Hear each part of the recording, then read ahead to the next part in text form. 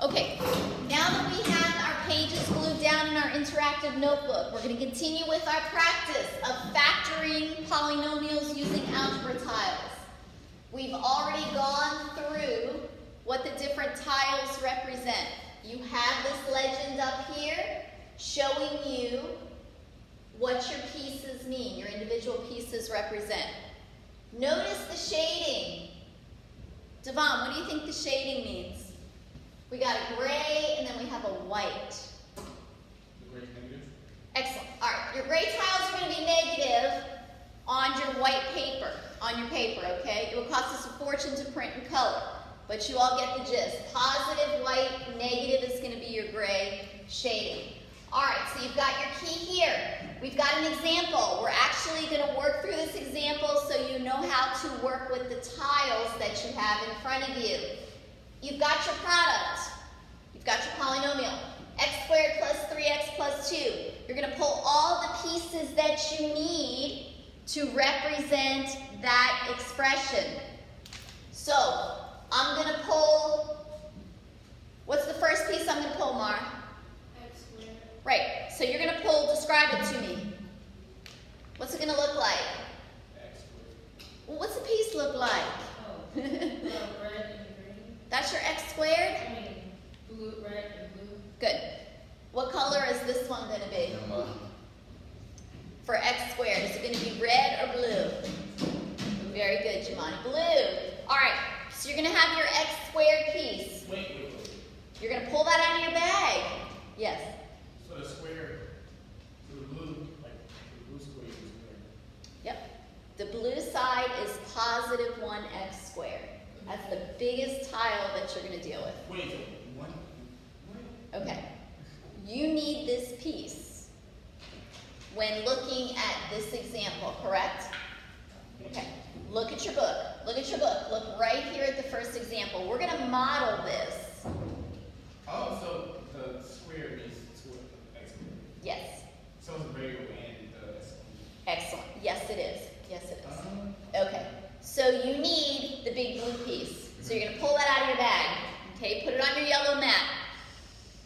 Then the next set that I need are what? What goes with the 3x? What are we pulling out of our bag? 3x. 3 long ones. 3 long ones. What color? Red and green. Red and green. It's plus 3x. 3 green tall ones. 3 green tall ones. Very good. All right, so we're going to pull out 3 of the green tall ones, rectangles. Very good. All right, then we've got plus 2. What am I going to pull from my bag? The yellow square. Excellent. Those little yellow ones that are all over my floor until June. What color? Yellow. Both yellow? One yellow, one red. Wait a minute. What's it say here? I'm trying to trick you. What's it say here? Oh, both yellow. Both yellow, because why? Because it's positive. Right, plus 2. So you're going to pull out 2 yellow squares. Okay, on your mat, on your mat, you're going to take those 5 pieces. Was it 5 pieces that we pulled, correct? And you're going, actually, sorry, 6. Thank you, 6. Okay. You're going to arrange these pieces like so on your mat to form a perfect rectangle. You're going to model this product, this answer, this polynomial on your mat. This is how you use this mat. You're going to always put your largest square first. Your x squared piece is going to go here first, all right? Right at the upper left-hand corner of your mat. Doesn't this yellow mat look familiar? Yes. It looks like the multiplication tables that we were doing in our warm-up, right? Side times side gives you product. Okay, so you always want to make sure you stick this x squared piece, whether it's red or blue, in the upper left-hand corner. You want to then take your 3 green pieces and you want to arrange them around your squared piece, around the blue square,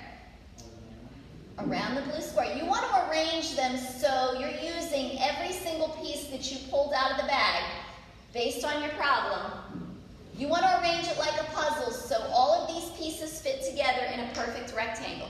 No spaces between them, no little squares hanging off the side. You want to arrange them in a nice block, right? This is the way you arrange them. Okay, this is what works so you can determine your factors. So put your tiles together so you can experience moving them around to make a rectangle. Teachers and students, please pardon this interruption. Facilities management is doing a test of our fire alarm system. In the event it does go off, please disregard until further notice. Again, they are doing some testing with our fire alarm system. In the event it does go off, disregard until further notice. Thank you. Okay, now students always want to do this. Where did I put my greens? You're supposed to put one on the bottom and two on the top. Okay, where did I put my greens? On the side. Right. So students always tend to put all of their greens together on one side of the square, which is how I start. Okay, sometimes it's correct, sometimes it's not. You're going to have to keep playing with this in order to make a perfect rectangle. Now, my point I'm trying to make is all of the greens do not have to be on the same side touching. They could be spread out around the sides of the rectangle. Because if they're all on the same side, then it's not going to be a perfect rectangle when you put the yellow square. Exactly. It would not make a perfect rectangle. Very good. Okay, so this is how you arrange your pieces for a perfect rectangle to model this polynomial. Now, then, I'm sorry? The two yellow ones. The two little yellow ones that we pulled off for the +2. I should probably code these. Let's do this. Let's color code these, okay? So here's my blue square. It's positive. Here are my greens. 1, 2, 3. Okay, make sure you count right, too. I've had people with more pieces than they needed, and vice versa. Here's your two yellow ones. All right, now, all right, so we made this. Now we read the factors from the sides, okay? And we have directions here. You're going to look at one column and one row to get the factors. I look at the sides, okay? I look at my left side, and I look at the top. Just like we did when we were doing our nice little second grade multiplication table, right? Here's my times sign. 2 times 4 is 8, right? Side times top equals product. All right, so what we're going to do is we're going to figure out the lengths of these pieces. All right, now be careful here. I know the inside of this big square is x squared, but how long is this side? It goes from here to here. What piece would fit perfectly up against this square? We've already done it. The green one. The green one. This side of this rectangle is 1x length long. Do y'all see that? Okay. All right. You're not going to have an x squared here for your sides in our course of study, okay? So the long side of the square is 1x piece long. Okay, see this short side here? The width of this x piece? How long is that? What piece would butt up against that perfectly? The yellow square. Right. How long is that? What does that measure? 1. 1.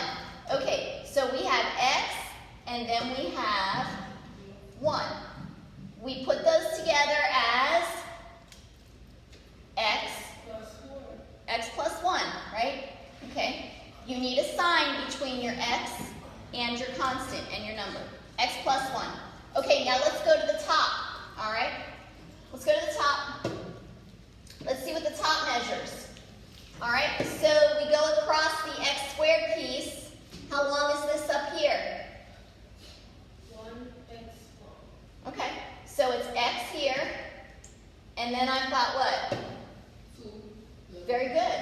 Plus 2. Good. Because there's 2 little square lengths across the top. And I write it as x plus 2. That's my second factor. Okay? Now, look at what they showed you here. This is important. Students always ask me this. Doesn't matter which group I put first. I'm going to ask you that. Let's go back to our 3rd grade problem. Does it matter if you say 2 times 4 or 4 times 2? Does it matter? No. Dare I ask this? What property tells me it doesn't matter the order of the parts? What property says I can change the order of the parts? CO, change order.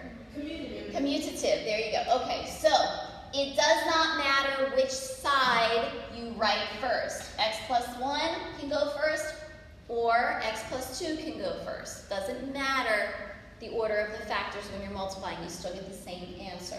Okay.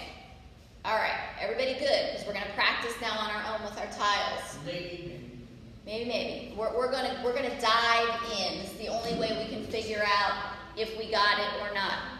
Okay. Get your mats ready. Get your tiles ready. We're going to look at the right side of the page.